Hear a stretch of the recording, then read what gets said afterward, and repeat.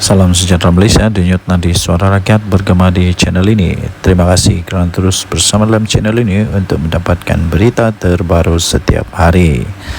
Sila tekan butang subscribe, like dan share. Malaysia kita punya, cintai Malaysiaku, kita jaga kita. Kita akan mulakan berita terbaru daripada channel ini. Tekan butang subscribe, like dan share. Wow, ada kabar berita angin terbaru yang cukup panas. Adakah Zahid Hamidi akan membawa UMNO keluar daripada Barisan Nasional, keluar daripada Kerajaan Perpaduan? Itu sebenarnya, dan bekerjasama dengan PAS. Wah, ada orang kata Zahid Hamidi telah pun ditemui, dijumpai, telah pun kononnya ada PAS jumpa Zahid. Betulkah? Betulkah? Jawapannya ini, untuk kerjasama. PAS tak jumpa saya, kata Zahid Hamidi. Ini beritanya daripada FMT 23 Julai, baru ni, lebih kurang pukul 6 petang tadi dikeluarkan.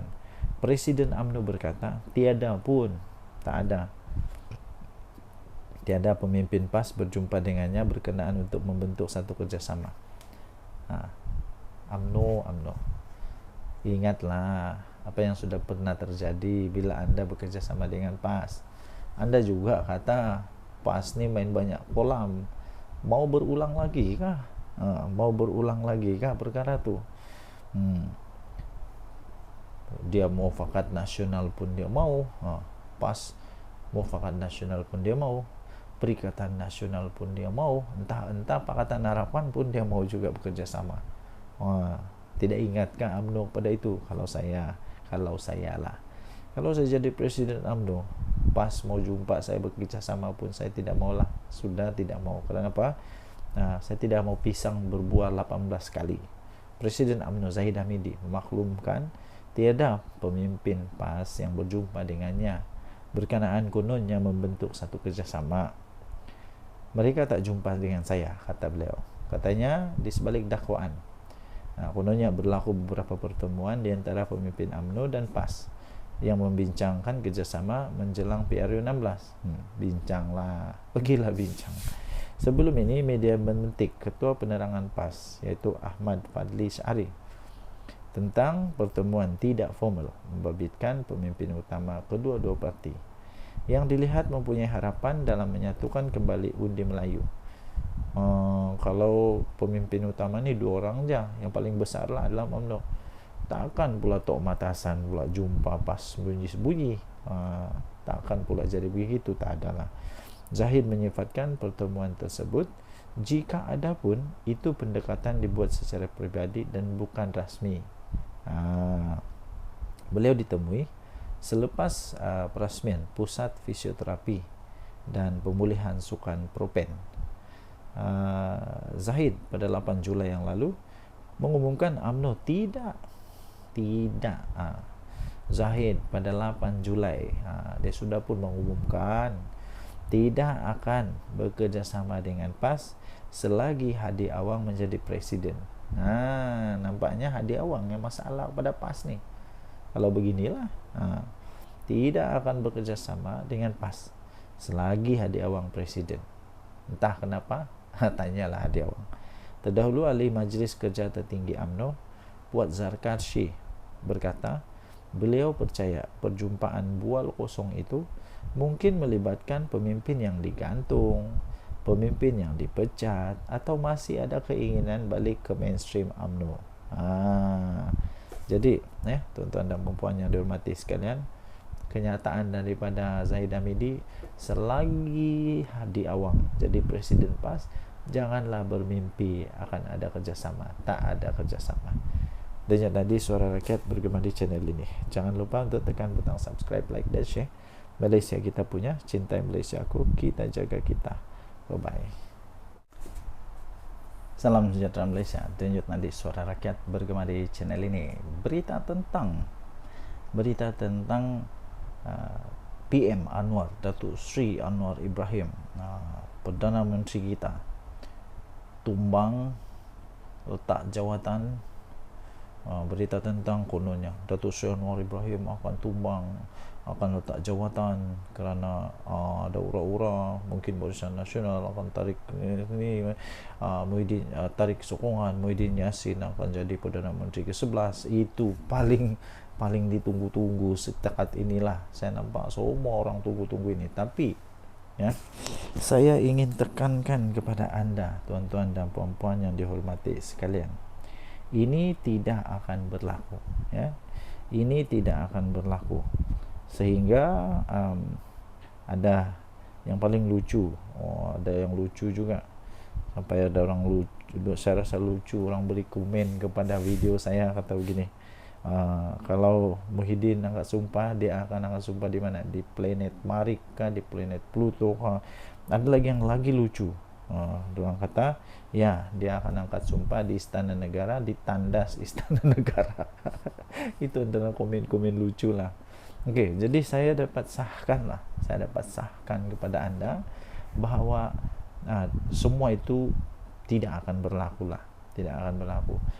PM Anwar tidak akan tumbang untuk pada ketika ini, untuk ketika ini. Kalaupun UMNO, saya pun tidak tahu dari mana orang boleh belajar matematik salah nih. Saya pun matematik saya bukanlah cemerlang sangat, tapi saya pandai kira juga.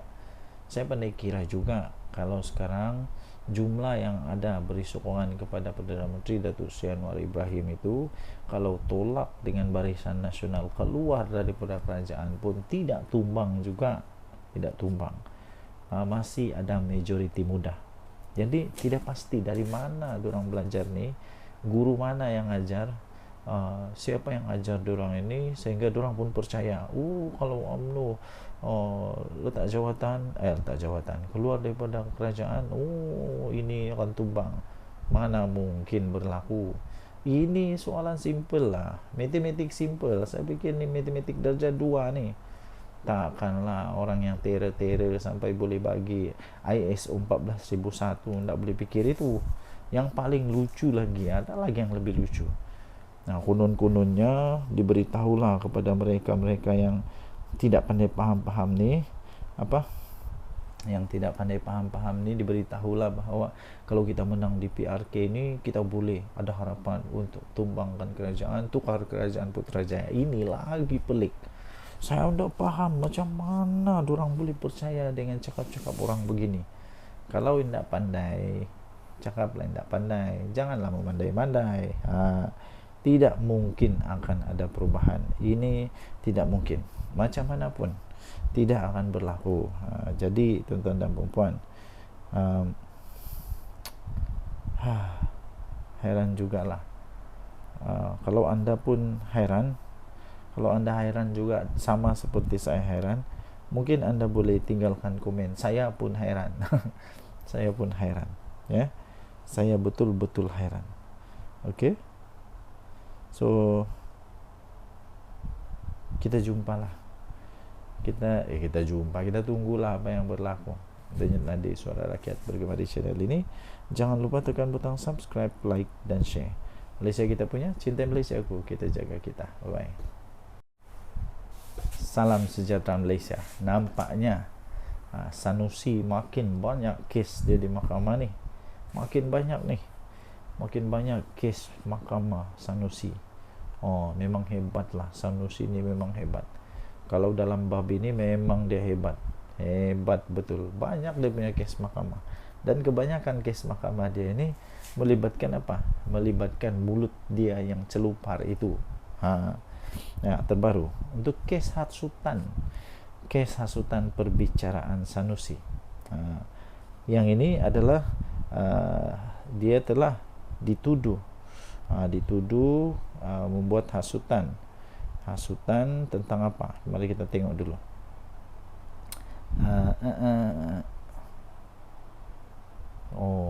Dia telah dituduh menghasut, dan hukuman dia mengikut Seksyen 4, didakwa mengikut Seksyen 4-1-B Akta Hasutan 1948, dan beliau boleh dihukum mengikut Seksyen 4-1 Akta yang sama, membawa hukuman maksimum penjara 3 tahun atau denda 5.000 atau kedua-dua. Jadi mungkin 5.000 ni sikit je lah, tak ada pun celah-celah gigi je ni kalau 5.000, tapi yang penjara tu, kalau dia kena penjara, semua dia punya hak keistimewaan boleh ditarik balik. Okey, jadi apa yang cerita tentang kes hasutan ini? Perbicaraan Sanusi ditangguhkan. Perbicaraan kes Menteri Besar Kedah Datuk Seri Muhammad Sanusi Maknor atas dua pertuduhan menghasut yang sepatutnya bermula pada 22 Julai yang lalu telah ditangguhkan ke September depan. Pertuduhan terhadap pemimpin PAS yang kontroversi itu berhubung isu pelantikan Menteri Besar Selangor dan penubuhan kerajaan perpaduan dalam satu ceramah politik. Ini memang teruklah Sanusi kena kali ini. Siapa yang buat laporan polis? Majlis Dewan Diraja Selangor. Bukan calang-calang. Hakim Datuk Aslam Zainuddin menetapkan tarikh itu selepas pihak pembelaan Sanusi menghantar representasi terbaru kepada Jabatan Peguam Negara pada minggu lalu. Peguamnya iaitu Awang Armada Jaya Awang Mahmud berkata pihak pembelaan percaya AGC memerlukan masa untuk mempertimbang representasi itu serta meneliti perkembangan baru dalam kes berkenaan. Jika mahkamah bersetuju, saya mencadangkan penangguhan selama 2 bulan untuk pihak-pihak mendapatkan maklumat penuh dan mempertimbang representasi ini, kata kenyataan itu. Tambahnya lagi, saya mohon ditetapkan tarikh untuk pengurusan kes dalam masa 2 bulan, katanya lapor BH. AGC pada Mei yang lalu mengesahkan telah menolak representasi yang dikemukakan oleh Sanusi bagi membatalkan 2 tuduhan menghasut yang dihadapinya oleh ahli Dewan Undangan Negeri Januari itu. Pada 18 Julai 2023, Sanusi yang juga pengerusi Perikatan Nasional PN Kedah mengaku tidak bersalah di Mahkamah Session Selayang atas 2 pertuduhan berkenaan. Kes itu kemudian dipindahkan ke Mahkamah Tinggi Shah Alam 1 Februari yang lalu untuk dibicarakan. Ketua Pengarah Pilihan Raya PAS itu juga mengemukakan representasi kepada AGC untuk membatalkan 2 pertuduhan dihadapinya, tetapi representasi itu ditolak. Mahkamah sebelum ini telah menetapkan 23, 29 dan 30 hari bulan serta 5, 6, 9, 12. Salam sejahtera Malaysia. Denyut nadi suara rakyat bergema di channel ini. Belum pun bermulanya kempen untuk PRK negeri, adun negeri, sudah ada keyakinan besar daripada kerajaan perpaduan bahawa tempat ini bakal dirampas oleh kerajaan perpaduan. Adakah mereka boleh mengalahkan PAS Bersatu Perikatan Nasional di Dun Nenggiri? Tinggalkan komen anda. Okey. So, siapa yang sangat sangat yakin bahawa PAS akan kalah atau Bersatu akan kalah di sana, tidak lain tidak bukan bekas orang besar PAS sendiri, bekas orang besar PAS sendiri, yang memang sudah tahu selok belok PAS macam mana, yang sudah tahu permainan politik PAS macam mana. Akhirnya dia kata yakin kerusi Dun Nenggiri milik perpaduan. Ini dari harapandaily.com juga bertarikh 22 Julai. Amanah yakin kerusi Dun Nenggiri milik perpaduan. Presiden Amanah Datuk Seri Muhammad Sabu optimis kerusi Dewan Undangan Negeri Dun Nenggiri mampu ditawan oleh kerajaan perpaduan. Saya tidak kisahlah siapa yang menang sebenarnya, tapi saya suka kalau kerajaan perpaduan menang. Kenapa? Supaya nanti ada cukup pembangkang, bertambah pembangkang di Dewan Undangan Negeri di mana tempat negeri ini, di Kelantan kalau tidak silap. Kenapa? Supaya adalah semakin bagus, semakin padulah semak dan imbang untuk kerajaan Kelantan. Tiada yang bangkang, tiada yang sokong, nanti semua sokong saja.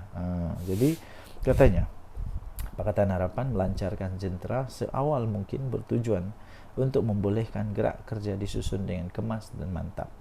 Dia kata, ya supaya apabila masuk tempo berkempen nanti, kita dapat bergerak seiring dengan parti-parti komponen dalam kerajaan perpaduan bagi memastikan kemenangan. Jentera pilihan raya PH Kelantan telah pun dilancarkan dan saya yakin dengan gerak kerja Barisan Nasional, kerusi negeri ini mampu dimenangi semula, dia kata.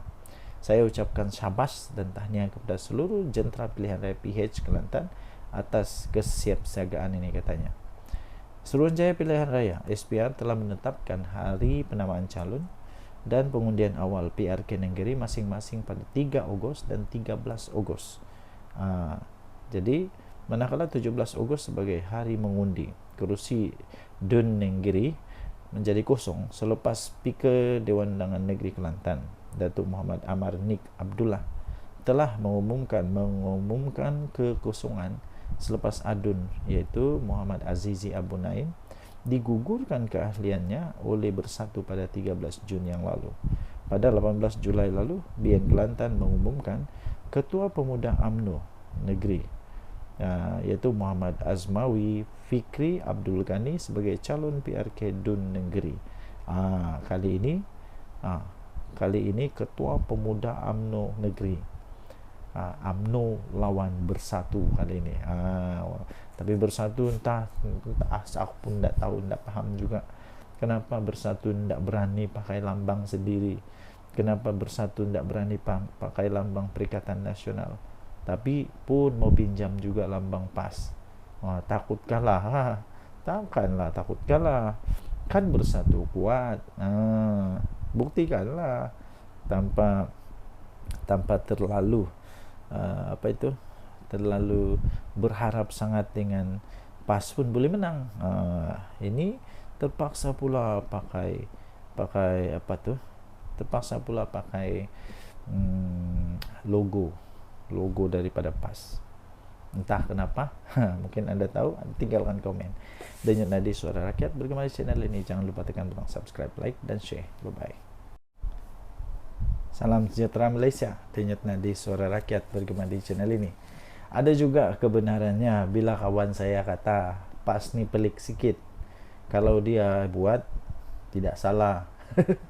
Kalau dia buat tidak salah, malah nanti dia akan keluarkan banyak dalil lah, banyak macam lah. Dia akan keluarkan dalilnya, dia akan buat macam-macam lah, ya, macam-macam. Tapi kalau orang lain buat, semuanya salah. Semua salah, tak ada yang betul kalau orang lain buat. Tapi kalau dia buat, mesti ada dalilnya. Anda setuju kah dengan kawan saya punya kata itu? Kadang-kadang ada benarnya. Termasuk satu ni lah. Waktu DAP bersama dengan PAS, okey je. Nama itu waktu itu kalau saya tidak silap, nama dia Pakatan Rakyat. Waktu itu Pakatan Rakyat, kalau saya tidak silap. Pernah juga di dalam pentas ceramah duduk sebelah Lim Kit Siang adalah Tok Guru Hadi Awang. Kalau tidak silap dialah kot. Kalau saya tidak silap lah. Kalau saya silap bagi tahu lah. Tapi tiada pula orang bising. Malah walaupun semua waktu itu semua okey je. Okey je. Tapi ni ada satu ni. Tiba-tiba saja bila UMNO bersama dengan PAS, seolah-olah Malaysia ni bakal kiamat. Seolah-olah Malaysia ni bakal hancur lah, musnah lah, macam-macam lah. Tiada pula PAS DAP bising, tapi UMDAP semua bising. Ini Ketua UMNO Labuan kasih tempelak dengan kau punya PAS. Jadi walaupun sekalian, apa pula kata anda? Kenapa dulu PAS bersama DAP okey je? Okey je. Tapi sekarang UMNO dan DAP tak boleh bersama. Ketua UMNO Labuan Muhammad Rafi Ali Hassan telah muncul, tampil menempelak golongan yang bising sangat dengan kerajaan UMNO DAP atau UMDAP dalam kerajaan paduan. Katanya keputusan menjalinkan kerjasama itu bukannya disebabkan anak murid mau mengikut cakap guru. Sebaliknya ia untuk menyelamatkan parti. Katanya keputusan kita bersama dengan kerajaan perpaduan bukan pada waktu zaman kami bersetuju kerana menghormati titah daripada di Pertuan Agong dan untuk menyelamatkan negara yang tiada kerajaan. Kemudian dia kata, kita bergabung dengan DAP ini selepas pilihan raya umum, bukan sebelum pilihan raya. Betul atau tidak? Betul lah. Mana ada UMNO jadi geng kepada Pakatan Harapan, terutamanya DAP dalam pilihan raya? Tidak. Tapi hanya sanggup bekerjasama dengan DAP selepas Agung mengeluarkan titah. Jadi menghormati titah Agung dan untuk menyelamatkan kerajaan Malaysia supaya ada kerajaan memimpin. Jadi UMNO bersamalah dengan DAP. Dulu PAS bersama dengan DAP, kenapa? Apa alasannya pula? Tapi waktu PAS dan DAP bersama dengan DAP, adakah orang bising? Adakah pemuda UMNO bising soal beliau dalam satu video di TikTok UMNO Labuan? Muhammad Rafi turut mengimbas kembali tentang PAS dan DAP yang pernah duduk serumah. Duduk serumah satu ketika dulu. Itu bila? Tahun 2004. Mungkin sudah lupa, mungkin Tok Guru Adi Awang sudah lupa, kesian dia. Mungkin juga Walaun pun sudah lupa, mungkin juga Walang Tit pun sudah lupa, mungkin juga orang-orang PAS ni cepat lupa. 2004 sudah lama. Tahun 2004, 2008 PAS duduk satu rumah dengan DAP, tidur satu bantal, susun strategi mau kalahkan UMNO Barisan Nasional. Ada orang bising? Ada keluar perkataan PAS DAP? Tak ada. 2018 bersedap waktu bersatu dengan PAS, ada orang bising. UMDAP semua orang bising. Yang paling bising kita pula adalah UMNO yang paling bising daripada yang di luar. Yang paling bising kita pula dalam UMNO yang paling bising daripada orang di luar. Tempelak beliau lagi. Jadi tuan-tuan dan puan-puan yang dihormati sekalian, itulah yang terjadi. Sila tinggalkan komen. Untuk mendapatkan berita atau cerita lengkap tentang ini, anda boleh masuk di dalam harapandaily.com. 22 Julai tajuk dia, tiada pula PAS DAP, tapi UMDAP semua orang bising. Tempelak ketua UMNO Labuan. Kita jumpa lagi. Bye bye. Salam sejahtera Malaysia. Denyut nadi suara rakyat bergema di channel ini. Sebelum kita teruskan, saya nak minta tolong untuk anda tinggalkan komen. Adakah anda suka kerajaan yang ada sekarang ini? Tinggalkan komen juga apa pendapat anda dengan pembangkang yang ada sekarang ini. Adakah pembangkang ini betul-betul jujur?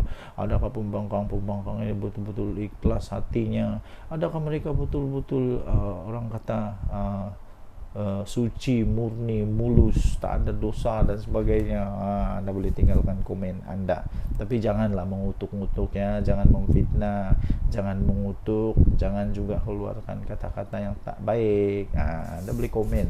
Okey, so terbaru ada satu pendedahan yang cukup dahsyat. Ini cukup dahsyat. Saya fikir pemimpin PN ini akan bingung, pening kepala jugalah. Saya biasalah, siapa yang nak masuk politik, mau tidak mau kamu akan jadi sasaran, akan jadi sasaran kepada paparazi. Dulu paparazinya hanya wartawan tahu. Sekarang paparazinya bukan hanya wartawan, malah seluruh netizen akan jadi paparazi. Malah paparazi dari netizen itu lebih hebat. Kadang-kadang lebih hebat daripada pemberita sekalipun. Terbaru ini ada satu pendedahan terbaru ya, tuan-tuan dan puan yang dihormati sekalian. Kereta hebat betul. Tapi sebelum itu saya mau tanyalah, apa ini maksud zuhud ini? Apa maksud zuhud ini? Sampai saya pun tidak tahu apa ini zuhud.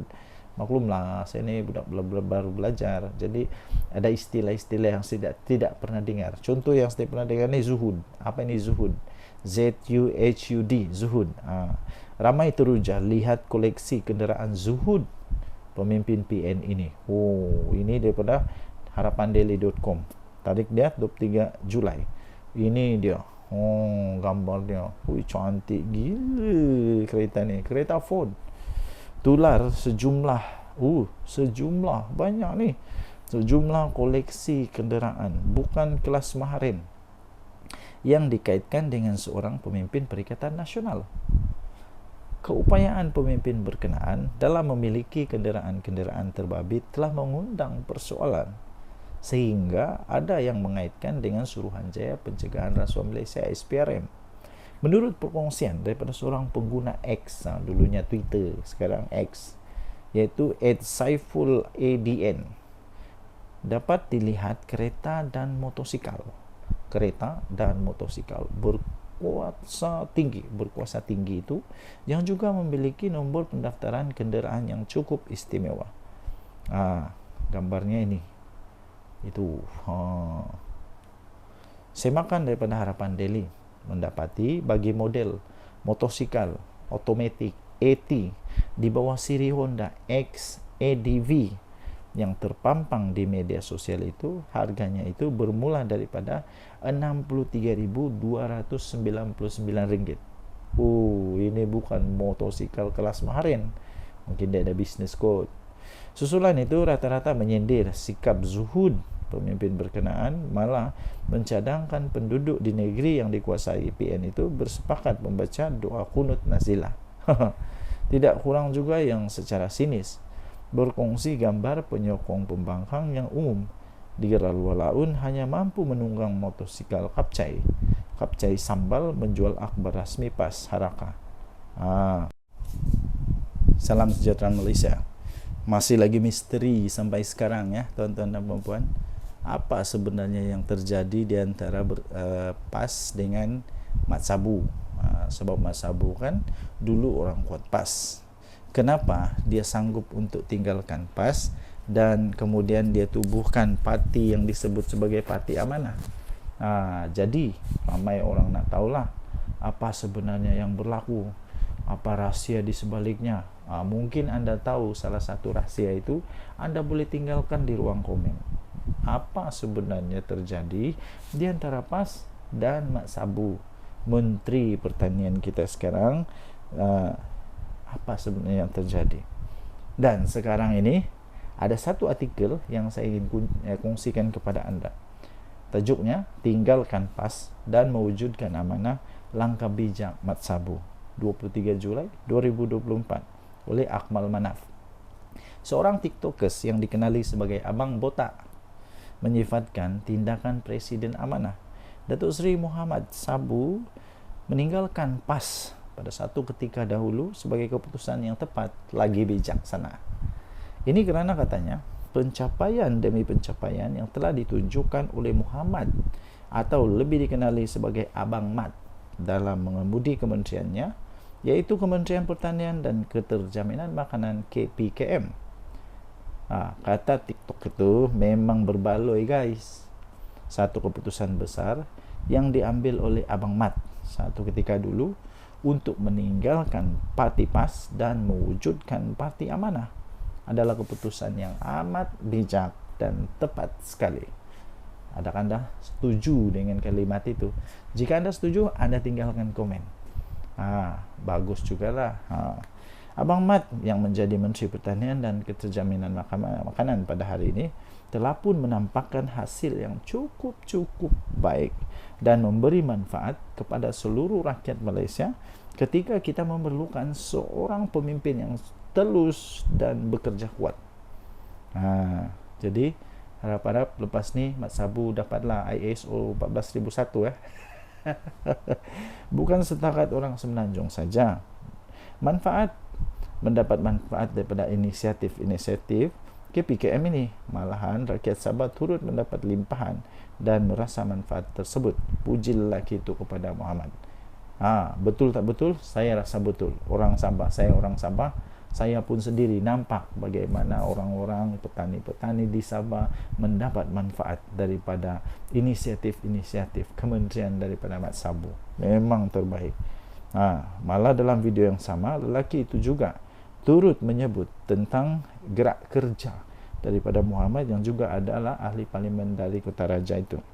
Katanya hari ini YB Mat Sabu menyatakan begitu optimis untuk mendapatkan dana tambahan bagi menambah baik sistem pengairan di Jelapang Padi di mana? Di Kota Belud, di Sabah tau. Di mana akan mencapai sasaran 10 tan pengeluaran padi, yang mana berlaku sekarang peningkatan 2 hingga 4 tan per hektar per musim. Dengan dana tambahan itu dapatlah diperluaskan lagi program SBB Smart Sawah. Ini yang telah terbukti hasilnya yang begitu memberangsangkan. Ini kita pujilah Abang Mat kerana berani meninggalkan parti PAS suatu ketika dulu dan hari ini dapat menabur bakti dan memberi manfaat kepada semua rakyat Malaysia. Steady Abang Mat, salut, kata lelaki itu sebelum mengakhiri videonya. Saya setuju. Antara banyak-banyak yang saya setuju, ini saya setuju. Kerana apa? Di Sabah sendiri kita boleh nampak lah ni semua orang di Sabah, terutama di tempat saya, sedang sibuk dengan mengurus padi, mengurus insentif, mengurus macam-macam urusan. Kenapa? Adalah adanya bantuan-bantuan yang sangat baik daripada kerajaan. Kerajaan yang dulu pernah buat, ada yang dia pernah buat, ada yang dia tak pernah buat. Ada yang buat semacam melepas batuk di tangga, cakap saja, janji saja, tapi pelaksanaan tidak. Sekarang sudah nampak pelaksanaan. Denyut nadi suara rakyat bergema di channel ini. Jangan lupa tekan butang subscribe, like dan share. Malaysia kita punya, cintai Malaysiaku, kita jaga kita. Bye-bye. Salam sejahtera Malaysia. Denyut nadi suara rakyat bergema di channel ini. Tuan-tuan dan puan-puan yang dihormati sekalian, ada satu tajuk artikel berita yang cukup mengejutkan saya. Anda tinggalkan komen apa pendapat anda dengan tajuk berita ini, yaitu PAS sedang diperalatkan bersatu. Betulkah bersatu sedang memperalatkan PAS? Betulkah bersatu sedang tunggang PAS? Tapi kalau betul, takkanlah PAS tak sedar. Takkanlah PAS terus membiarkan dia diperalatkan oleh bersatu untuk kepentingan politik bersatu.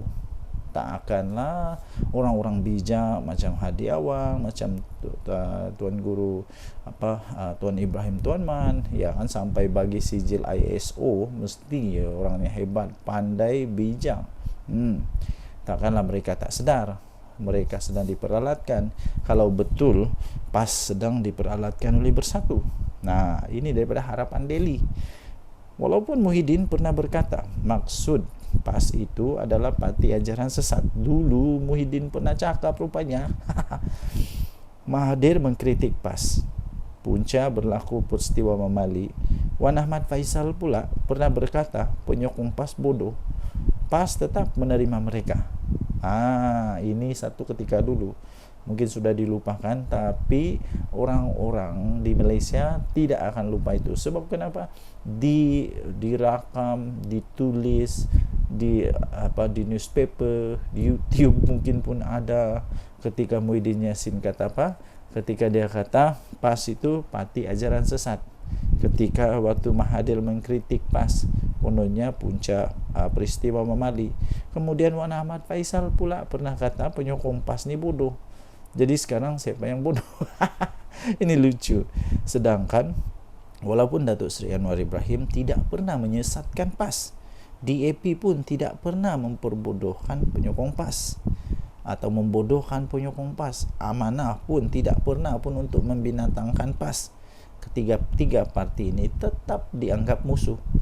Entah tiba-tiba Mahathir jadi kawan, Ahmad Faisal yang kata penyokong PAS bodoh tu pun jadi kawan, Muhyiddin yang kata PAS itu maksudnya parti ajaran sesat pun jadi kawan. Sebenarnya Muhyiddin sangat licik dalam permainan politik. Muhyiddin menggunakan Tun Mahathir untuk menjatuhkan Tun Abdullah Badawi, sehingga Pak Lah menzahirkan duka cita sikap Muhyiddin itu di pentas terbuka. Kemudian Muhyiddin cuba menjatuhkan Najib, kononnya kes 1MDB. Sebelum dijatuhkan, Najib telah pun bertindak lebih awal menjatuhkan Muhyiddin daripada kerusi timbalan Perdana Menteri. Tidak berputus asa, Muhyiddin sanggup menyembah Anwar di penjara. Ihsan Anwar merestukan bersatu untuk bersama dengan Pakatan Harapan. Selepas PH berjaya memenangi PRU14, Muhyiddin mengkhianati Mahathir dan Anwar. Akhirnya dia menjadi Perdana Menteri. Sebenarnya bersatu tidak pun mampu untuk memenangi satu pun kerusi tanpa PAS. Jika tidak percaya, cubalah PAS ambil sikap lepas tangan untuk PR kanan kiri. Bersatu akan kena TKO. Confirm plus guarantee. Ketika Muhyiddin menjadi Perdana Menteri, dia tidak lantik timbalan Perdana Menteri dari PAS. Malah Muhyiddin tidak pun mempercayai ulama PAS untuk memegang portfolio Menteri Agama. Mungkin Muhyiddin masih yakin kenyataannya bahawa PAS ini bermakna parti ajaran sesat. Tapi bila dah jadi kerajaan, bersatu pula yang banyak bolot jawatan penting dalam kabinet. Manakala PAS hanya diberi jawatan berportfolio rendah dan jawatan pengerusi GLC saja. Bahkan semasa Muhyiddin Yassin jadi Perdana Menteri pun, dia lantik Ismail Sabri dari UMNO sebagai TPM. Sedangkan UMNO bukannya sebahagian daripada Perikatan Nasional. Mengapa tidak dilantik calon daripada PAS? Dan berbagai skandal mahkamah memimpin pemimpin-pemimpin daripada Bersatu, dari presiden hingga naib presiden mereka yang melibatkan anak dan menantu, dilihat PAS menjadi tukang cuci dosa-dosa tersebut. Saya tertarik dengan ulasan veteran daripada UMNO, Mustafa Yaakob, yang Bersatu, yang menyifatkan Bersatu ini tidak mampu bertanding atas kekuatan sendiri, tetapi terpaksa menumpang kekuatan sekutunya, yaitu PAS. Bersatu terpaksa pula menggunakan logo PAS untuk bertanding di PRK Dun Nenggiri yang akan diadakan 17 Ogos ini. Bersatu tak berani menggunakan logo sendiri atau logo Perikatan Nasional di Nenggiri, sebab mereka tahu pengundi PAS tidak akan mengundi calon Bersatu. PAS dan PN hanyalah kuda tunggangan Bersatu, di mana mereka digunakan untuk menggerakkan centra bagi pihak Bersatu. Maklumlah, Bersatu bukannya ada kekuatan centra pun. Nampak tak betapa hinanya kedudukan PAS dalam PN? Eloklah PAS tunggang agama, Bersatu pun tunggang PAS, kata tulisan ini. Okey, jadi anda boleh baca ini di harapandaily.com 23 Julai 2024, ditulis oleh Norman Radzwan. Tajuk dia, PAS sedang diperalatkan Bersatu. Apa pendapat anda dengan tulisan ini? Apa pendapat anda dengan tulisan ini? Anda boleh tinggalkan komen. Denyut Nadir, Suara Rakyat, bergema di channel ini. Bye-bye. Salam sejahtera Malaysia. Denyut Nadir, Suara Rakyat, bergema di channel ini. Sejak sekian lama orang bertanya-tanya, betulkah UMNO akan keluar dari kerajaan ni? Betulkah kerajaan ini akan tumbang kalau UMNO keluar? Soalan itu pertama. Betulkah UMNO mau keluar dari kerajaan? Betulkah Zahid Hamidi akan bawa semua MP dia, semua menteri dia letak jawatan dan jadi pembangkang? Betulkah? Yang kedua ialah betulkah bahawa mereka akan letak jawatan semua menteri-menteri UMNO? Ingat, UMNO tidak kuat macam dulu ya. UMNO bukan macam dulu lagi. Pernah dulu, kalau anda masih ingat, saya pun masih ingat, waktu itu saya sudah cukup dewasa. Sekarang ni dah 40 lebih umur, jadi sudah cukup dewasa lah. Cukup dewasa. Waktu itu ada istilah begini. Waktu ketika UMNO masih kuat, ada istilah kata begini, apapun yang UMNO letak batu kah, letak kayu kah, letak apa sajalah diletak di mana-mana. Waktu masih kuat dulu tu, batu pun boleh menang, kayu pun boleh menang, tunggul kayu pun boleh menang. Kura-kura kalau letak jadi calon pun boleh menang dalam pilihan raya waktu itu. Tapi sekarang tidak lagi. Sehingga baru-baru ini ada juga artikel kata begini, kalau UMNO tidak bekerjasama dengan mana-mana parti, tidak bekerjasama ataupun dia bertanding secara solo untuk pilihan raya umum ke-15 nanti, menurut artikel itu kata, tidak ada harapan untuk UMNO untuk menang besar lagi. Silap-silap Zahid Hamidi boleh kalah, silap-silap Tok Matasan boleh kalah, silap-silap siapa lagi, yang besar-besar lah boleh kalah, silap-silap tumbang dan boleh pupus UMNO ni. Sebab sekarang UMNO bukan macam dulu lagi. Ya, jadi kerana itu ya tuan-tuan dan puan-puan, kalaulah UMNO keluar daripada kerajaan ini, pada pendapat saya, pertama, kerajaan tak perlu risaulah. Tidak perlu risau pun. Kalau dia keluar pun, kerajaan tetap ada majoriti mudah. Kerajaan Madani ini, Datuk Seri Anwar Ibrahim, tetap ada majoriti muda dan belum tumbang. Tapi ya dapat disahkan tidak ada lagi majoriti 2/3. Risikonya kepada Datuk Seri Anwar Ibrahim hanya satu, iaitu ketika pembentangan rang undang-undang pembekalan. Kalau tidak ada sokongan, dia mungkin terpaksa letak jawatan. Tapi untuk kata otomatik kerajaan Madani tumbang itu tidak mungkin berlaku. Ya. Jadi menteri-menteri UMNO saya fikir tidak akan begitu mudah untuk meletak jawatan. Bukan mudah, lagipun ramai orang lagi berbaris menunggu. Kalau semua menteri UMNO keluar, bagus jugalah. Ada peluang untuk DAP, ada peluang untuk amanah, untuk isi tempat mereka.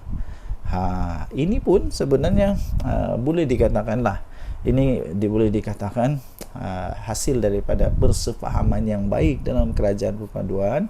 Walaupun UMNO taklah besar mana kemenangan dia, tidak macam dulu, maksud saya tidak macam dulu kemenangan itu, tapi mereka tetap dihargai oleh kerajaan yang ada sekarang, sampai mereka tetap diberikan banyak jawatan dalam kerajaan. Timbalan Perdana Menteri dari mana? Timbalan Perdana Menteri daripada UMNO, yang sepatutnya boleh saja daripada DAP, tetapi kerana strategi politik menunjukkan bahawa mereka ini sepahaman, ada perpaduan, maka okeylah, bagilah dekat Datuk Seri Zahid Hamidi. Jadi maksud kata begini, UMNO kena sentiasa ingat bahawa mereka ada sekarang ini menjadi kuat semula, bolehlah dikatakan semakin mengorak langkah untuk menjadi kuat, kerana mereka ada satu gabungan persefahaman politik dengan Pakatan Harapan. Ya, jadi hanya satu peluang untuk UMNO dapat menang, ialah dengan bekerjasama dengan Kerajaan Perpaduan, dengan Pakatan Harapan. Kalau tidak, UMNO tak akan boleh kalahkan PAS. Itu for sure lah. UMNO susah untuk kalahkan PAS. Kalau 1 lawan 1, UMNO lawan PAS, memang belum tentu UMNO boleh menang. Okay. Walaupun di tempat DAP, walaupun di tempat yang di tempat yang bukan PAS yang menguasa. Apa pendapat anda? Sila tinggalkan komen. Denyut Nadi, Suara Rakyat, bergema di channel ini. Bye-bye. Salam sejahtera Malaysia, Denyut Nadi Suara Rakyat, bergema di channel ini. Okey, tuan-tuan dan puan yang dihormati sekalian, sepanjang beberapa hari ini, perkara yang amat hangat di seluruh berita ataupun semua penganalisis pengulas politik ialah tentang di mana adanya konon-konon lah, ura-ura lah, konon lah, cerita kabar angin lah, yang mengatakan MCA dan MIC keluar daripada Barisan Nasional. Tuan-tuan dan puan-puan yang dihormati sekalian, itu hanya berita kabar angin.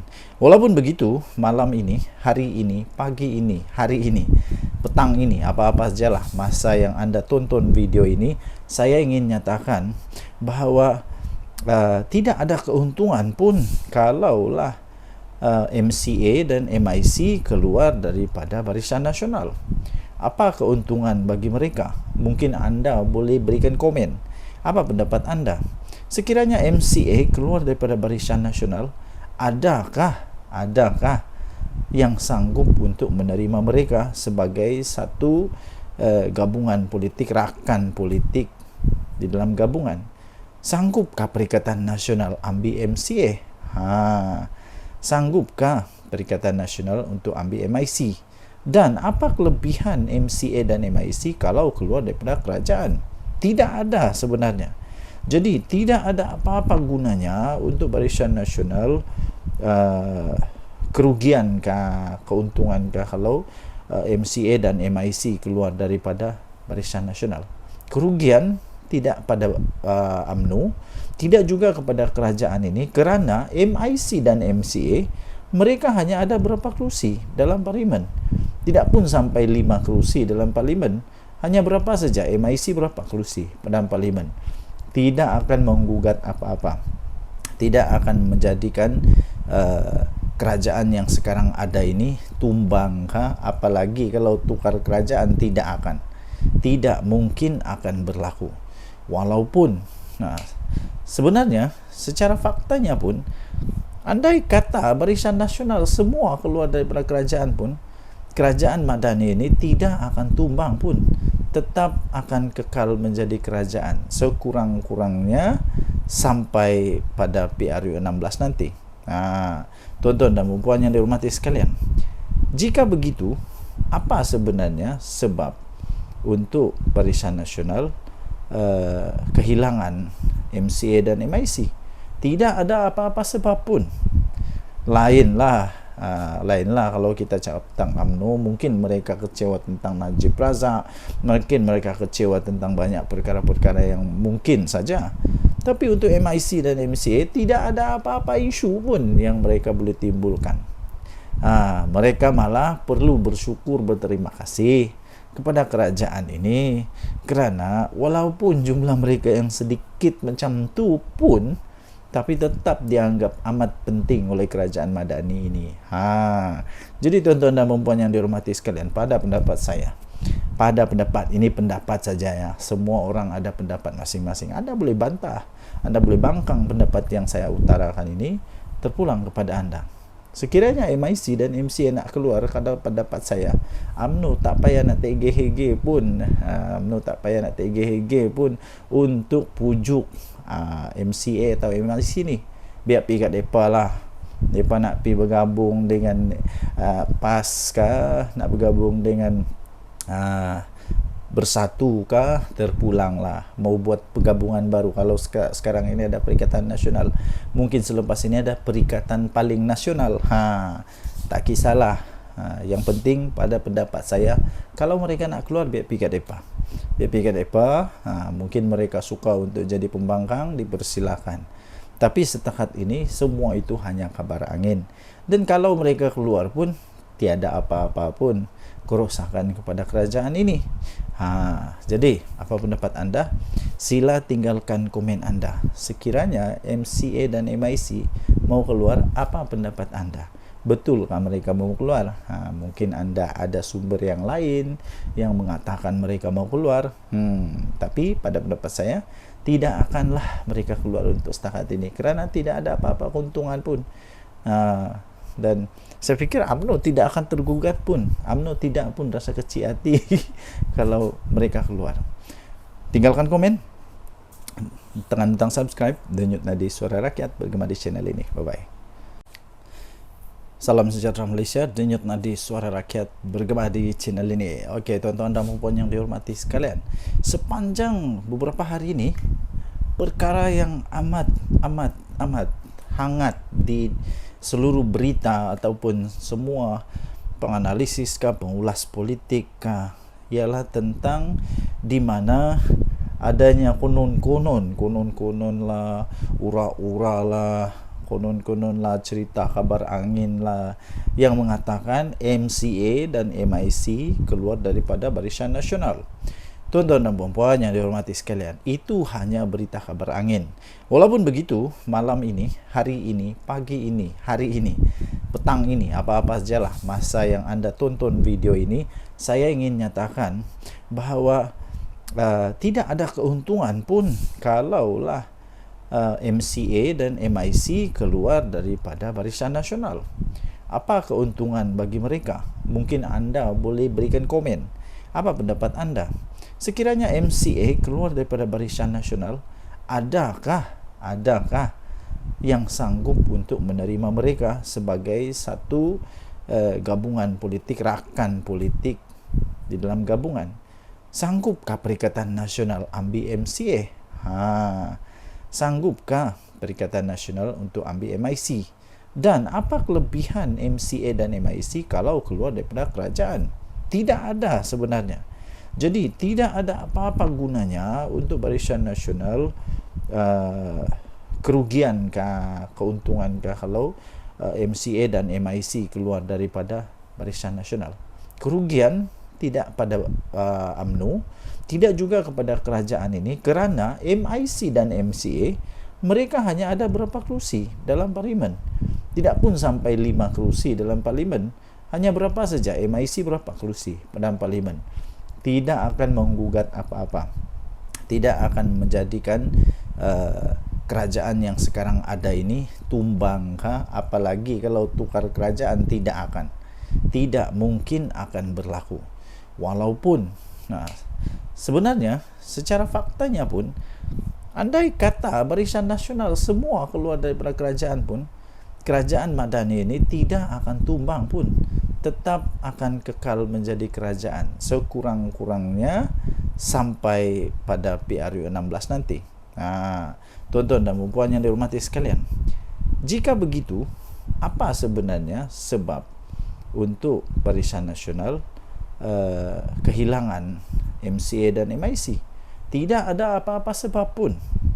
Lainlah kalau kita cakap tentang UMNO, mungkin mereka kecewa tentang Najib Razak, mungkin mereka kecewa tentang banyak perkara-perkara yang mungkin saja.